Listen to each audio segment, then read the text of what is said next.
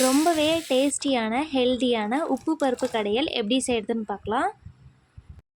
கூடவே சைடிஷ்க்கு உருளைக்கிழங்கும் வறுவலும் செய்யலாம். ஃபர்ஸ்ட் டைம் நம்ம சேனலை பார்க்குறீங்கன்னா சப்ஸ்கிரைப் பண்ணிவிட்டு பாருங்கள். பக்கத்தில் இருக்க பெல் ஐக்கானை கிளிக் பண்ணி ஆல்ன்ற ஆப்ஷனை கிளிக் பண்ணிக்கோங்க. இப்போது ஒரு குக்கரில் 1 கப் அளவு பாசிப்பருப்பு சேர்த்துக்கலாம். சேர்த்துட்டு 4 தடவை வாஷ் பண்ணிடுங்க. நல்லா கழுவி எடுத்ததுக்கப்புறமா அது கூடவே கொஞ்சமாக தண்ணி சேர்த்துட்டு 1/4 டீஸ்பூன் சீரகம், 5-6 பல் பூண்டு, 3 பச்சை மிளகா, 20 சின்ன வெங்காயம்,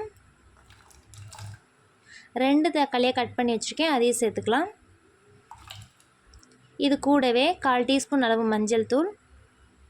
இது எல்லாத்தையும் சேர்த்துட்டு கையிலேயே ஒரு தடவை நல்லா மிக்ஸ் பண்ணி விட்டுக்கலாம். நல்லா மிக்ஸ் பண்ணிவிட்டு மூடி போட்டு மூடி ஒரு 4 விசில் விட்டு எடுத்துக்கலாம். இப்போது 4 விசில் வந்துடுச்சு. நல்லா குழஞ்சி வந்துடுச்சு. தக்காளி வெங்காயம் எல்லாமே சூப்பராக எனக்கு வந்துடுச்சு. மிளகாலாம் பார்த்திங்கன்னா அதிலே நல்லா பஞ்சு போல் வந்துடுச்சு. அதனால் நான் தனியாக எடுத்து கடையில் அப்படியே கரண்டிலே லைட்டாக கடைஞ்சி விட்டு எனக்கு நல்லா கரைஞ்சி போச்சு நல்லா வெந்ததால். இப்போ இதை தாளிச்சிடலாம்.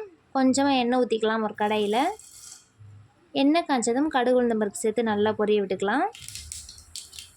கூடவே ஒரு 3 வரமிளகாவை கிள்ளி வச்சுருக்கேன், அதையும் சேர்த்து நல்லா கிளறி விட்டுருங்க. இப்போது ஒரு கொத்து கருவேப்பிலை சேர்த்துட்டு நம்ம அந்த குக்கரில் சேர்த்துக்கலாம். இப்போது தாளித்ததை சேர்த்துட்டு நல்லா கலந்து விட்டுருங்க. இப்போது இதுக்கு தேவையான அளவு உப்பு சேர்த்துக்கலாம். உப்பு சேர்த்துட்டு தண்ணி தேவைன்னா கொஞ்சமாக சேர்த்துக்கோங்க. சேர்த்துட்டு நல்லா கலந்து விட்டுட்டு ஸ்டவ் ஆன் பண்ணி ஒரு 2 நிமிஷம் கொதிக்க வச்சா போதும். அவ்வளோதான், நம்மளோட உப்பு பருப்பு ரெடி ஆயிடுச்சு. இப்போ உருளைக்கிழங்கு வறுவலுக்கு இதே மாதிரி உருளைக்கிழங்கை இப்படி கட் பண்ணி வச்சுக்கோங்க. இப்போ ஒரு கடாயில் கொஞ்சமாக எண்ணெய் சேர்த்துக்கலாம். எண்ணெய் நல்லா காஞ்சதுக்கப்புறமா 1 டீஸ்பூன் அளவு கடுகு உளுந்தம் பருப்பு சேர்த்துக்கலாம். ஒரு கொத்து கருவேப்பிலை, நம்ம கட் பண்ணி வச்சுருக்க உருளைக்கிழங்கு சேர்த்துக்கலாம். வெங்காயம் எதுவும் சேர்க்க தேவையில்லை, இப்படி செஞ்சாலே ரொம்ப டேஸ்ட்டாக இருக்கும்.